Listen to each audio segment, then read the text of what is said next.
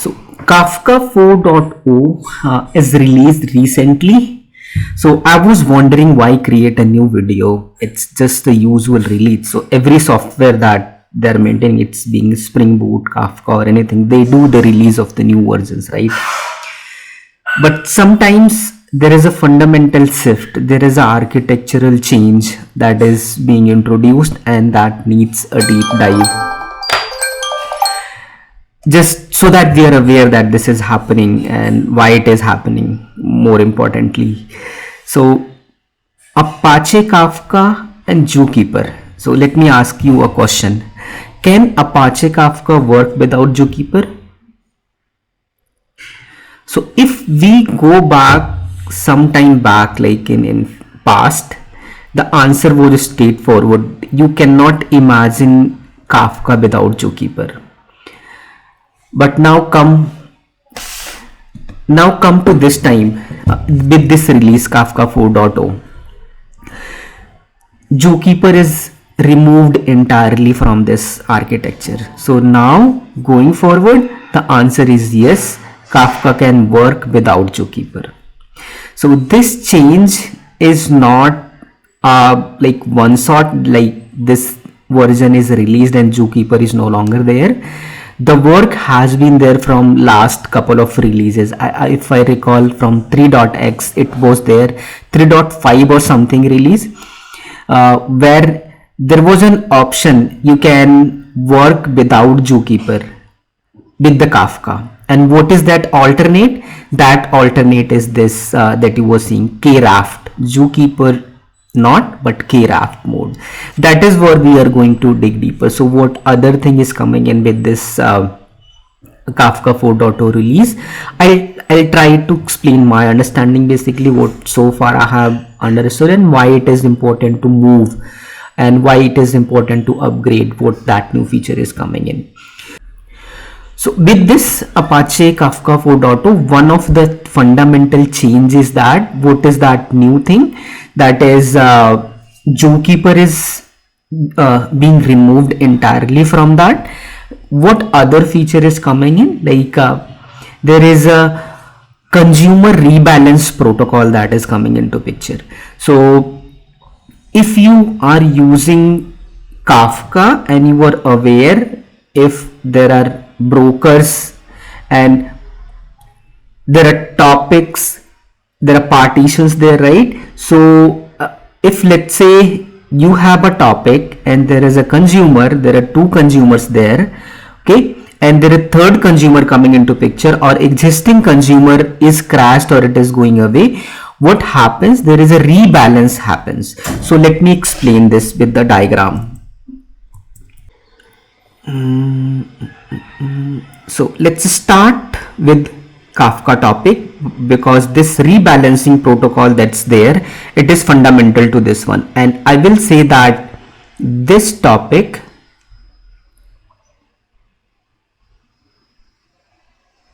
has three partitions and there is a respective consumer group in here.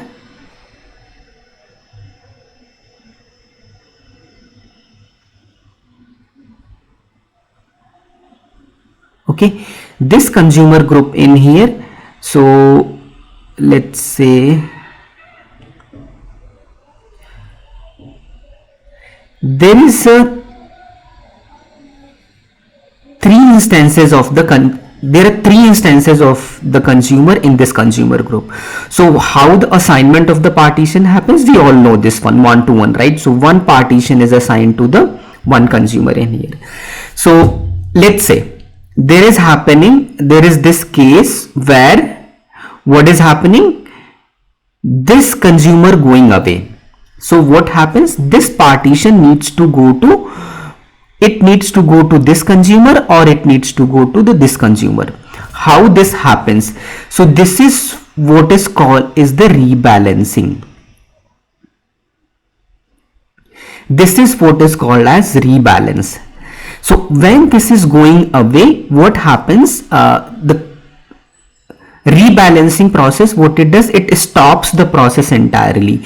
So all the assignments, like first one is listening to this one, second one is listening to this one, it will stop all of this and will reassign the partitions from scratch. So it is possible that first one is now assigned to the second one is assigned to the first one, and third one is assigned, because the only crashing that happened with the third one, right? So what happens, only this reassignment should go, like if this third one is going to the second one, this should go, or if third one is going to the first one, that should go. But the existing consumer processing, like the way that it is stopping these processing and it is trying to rebalance that is the thing that happens currently. But if we think logically, there is a possibility that if we can do this, that not stopping the first two but just assign this third one to the existing one that's there, that is also possible. That is being introduced in this Kafka.4. This is possible. With a set of configuration changes, we can configure it so that it is not restarting everything basically. So that is what being introduced in here. And other scenario, so here we discussed about, let's say there is this three consumers, one is crashing, and reverse scenario. So now there is two consumer in here, there is a third consumer coming into picture in here, right? So one of the consumer is listening to the two partitions. Now that one partition needs to go to the third one that's there. So only that rebalancing, that consumer which is listening to the two partitions, that will go to the third consumer. First one and second one processing does not need to be stopped. That is what is being introduced in here. And now if you say there is one-to-one mapping for all the consumer, there is a fourth consumer coming into picture, and by definition we know that there is no point of having one more consumer in here, right? But still that rebalancing is happening, it is trying to adjust that one. So all of these and this enhancement is coming in this one, that is what is added in this one, next gen consumer rebalance protocol in here. That is the one thing. Another experimental feature that is coming in here, that Kafka queue semantics for the topics. So far, let me see if I can explain this also.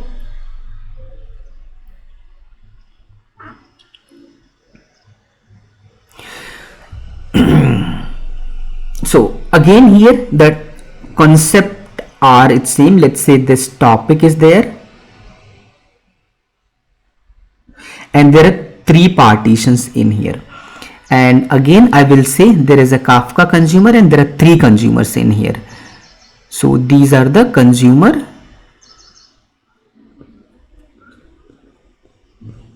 group. So one-to-one mapping is there, we all know.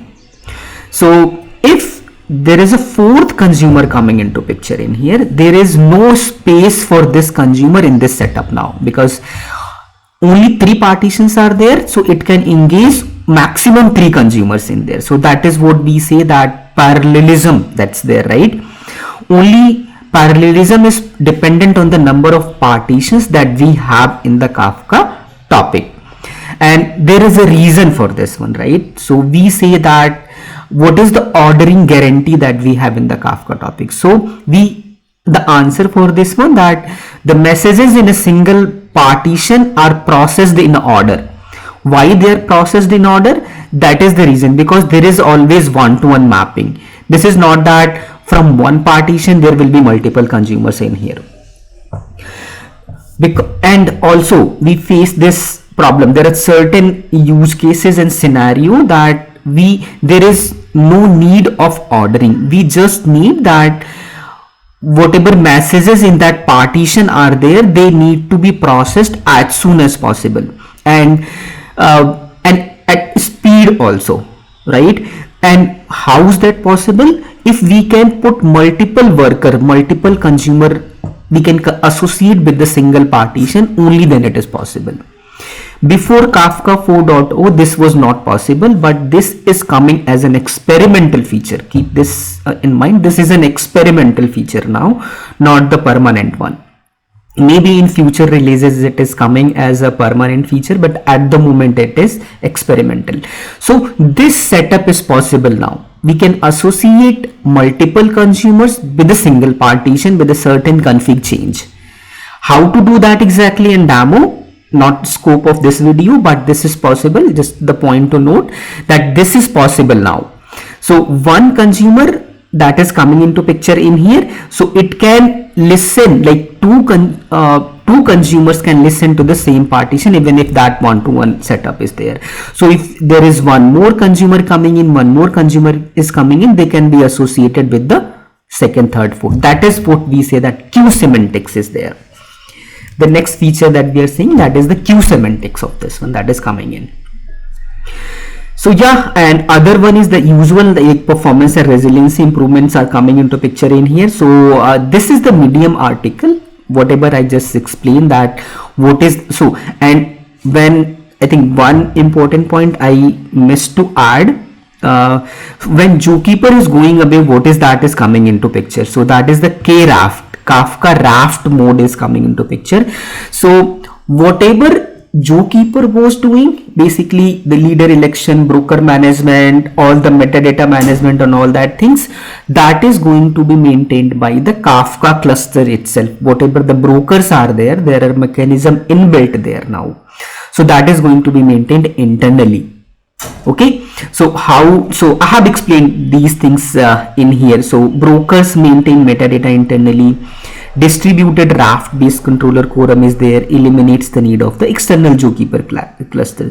So why is Kafka removing the Zookeeper? Simplified deployment, better scalability and performance, higher resiliency and performance, fault tolerance. So all these things coming into picture. So and also the point to note in here is that Zookeeper was serving and Zookeeper was doing great so far with the Kafka. Only thing is that this was the external dependency, and as per the architecture, the Kafka team thought of like, if we introduce something internally, there is still some of the improvement that can be there. First of all, that the first point we saw that we do not need a Zookeeper because it's an external entity you need to deploy, you need to manage that cluster itself. That headache is no longer there. That is the good thing. So that is internally maintained. So there is a network communication that was happening between brokers and Zookeeper, that is no longer there. So that is also an improvement. And the next point comes into picture, like what is the migration path moving from Zookeeper to Kraft. So if you directly migrate from 3.x where you are using the Zookeeper to the Kraft, the Kafka 4.0, that can introduce some of the problems. So there is a set of steps that need to be there, right? So first you move to the version where Zookeeper and Kraft both are there, okay, and gradually move from Zookeeper to Kraft, that's there, and transition all the metadata to the Kraft. There is a set of process for that one, and then enable Kraft mode in the Kafka. And if you have done that in 3.9 and previous versions, and if you migrate to the Kafka 4.0, it's going to be very smooth there, because Kafka 4.0 you do not need to connect with the Zookeeper. So usually if you have installed set up Kafka locally, if you install Kafka, you start the Kafka server first, like that broker, and Zookeeper is not running. So broker stops actually, because it is looking for the Zookeeper, right? So it stops. So with 4.0, that is no longer the case. So yeah, these are the things. So this is the link in here, and one more deep dive is there, how Kraft improves over Zookeeper. So these are the things that I have explained in this article. So it's better, I think, if you go through and read it. So I will be putting these link in the video description itself. Go ahead and check this out.